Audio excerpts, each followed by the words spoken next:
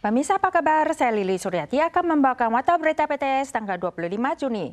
Kasus mengemudi di bawah pengaruh narkoba kerap terjadi. Semalam di Pancau, seorang sopir truk menabrak beberapa kendaraan menyebabkan 4 orang terluka. Sopir diketahui mengemudi tanpa SIM dan ditemukan rokok elektrik yang mengandung narkoba di dalam kendaraan. Di hari yang sama, seorang pengendara motor menolak diperiksa dan kemudian kabur dan menabrak kendaraan lain. Polisi menemukan heroin di tubuhnya. Seorang pengendara motor menabrak pengendara lain yang melaju searah saat berusaha kabur dari razia polisi.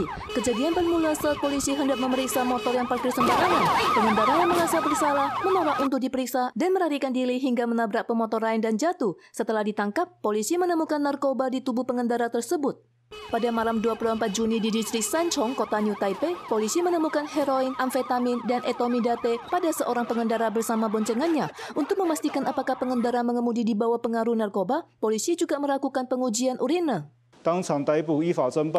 Pada hari yang sama, sebuah kecelakaan lalu lintas serius terjadi di Pancau, kota New Taipei dan diduga melibatkan pengemudi di bawah pengaruh narkoba, menyebabkan 4 orang terluka dan 1 diantaranya sempat tak sadarkan diri. Kecelakaan terjadi saat sejumlah kendaraan berhenti di lampu merah. Sebuah truk tiba-tiba melaju kencang dari belakang, menabrak beberapa mobil dan bahkan menyeret seorang pengendara motor ke bawah kolong truk.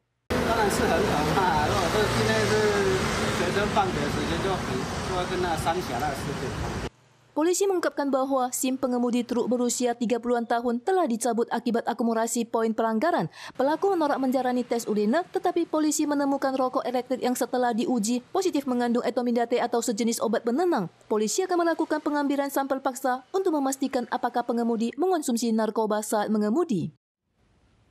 Kemarin sebuah kecelakaan berdarah terjadi di stasiun kereta api Taiwan. Seorang penumpang terluka saat turun di stasiun Nangkang setelah menginjak lampu indikator di peron. Kakinya terperosok dan dijahit setelah dilarikan ke rumah sakit. TRJ menyatakan akan menanggung biaya pengobatan serta melakukan pemeriksaan fasilitas serupa secara keseluruhan.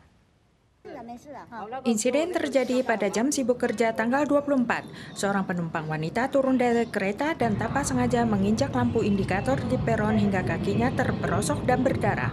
Ia dilarikan ke rumah sakit dan mendapatkan 7 hingga 8 jahitan dan saat ini mengalami kesulitan berjalan hingga berdampak pada pekerjaannya.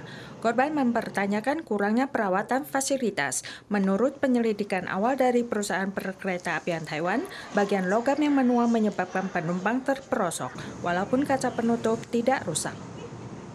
Perusahaan teknologi yang didirikan oleh CEO OpenAI Sam Altman baru-baru ini meluncurkan layanan WhatsApp yang menggunakan pemindaian iris mata untuk verifikasi digital dan memungkinkan pengguna menukar data tersebut dengan mata uang kripto. Namun pakar keamanan siber mengingatkan bahwa ini mengandung risiko karena jika data di iris dicuri, dampaknya sulit dipulihkan.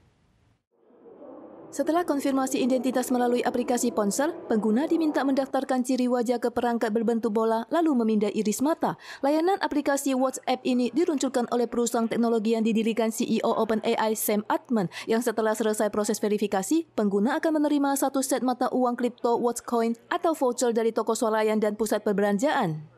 科技公司推出了机台 Orb， 可以用来验证真人还有虚拟 AI 机器人。不过呢，验证的过程中就包含了虹膜搜集、触发布警告，可能会触及个资法。 Layanan aplikasi WhatsApp mengklaim menggunakan perangkat khusus untuk merekam data iris mata guna membentuk identitas digital bernama Watch ID yang mampu mencegah penyamaran digital dan memastikan pengguna bukanlah AI. Verifikasi itu juga dapat menghindari pembelian tiket oleh program. Namun, pakar memperingatkan bahwa akurasi pemindaian iris mata 1.200 kali lebih tinggi dibanding sidik jari tersulit kedua setelah DNA. Jika terjadi kebocoran atau pencurian, data akan sangat sulit dipulihkan sehingga berpotensi menimbulkan risiko besar bagi keamanan siber.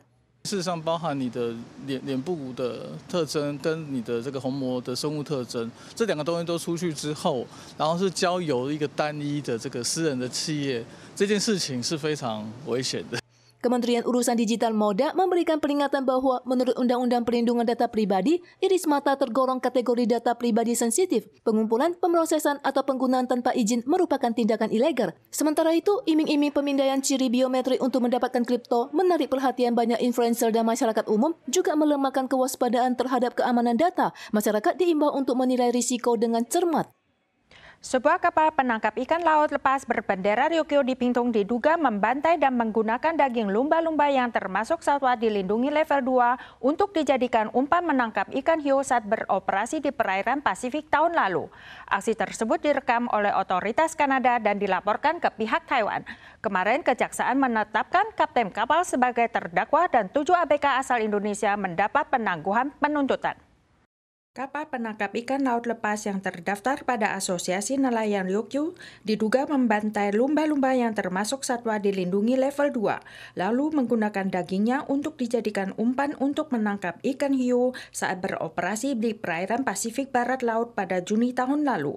Kejaksaan Pingtung menyelesaikan penyelidikan pada tanggal 24, menuntut kapten kapal Bermaga U melanggar UU Konservasi Satwa Liar dan meminta pengadilan menjatuhkan hukuman berat.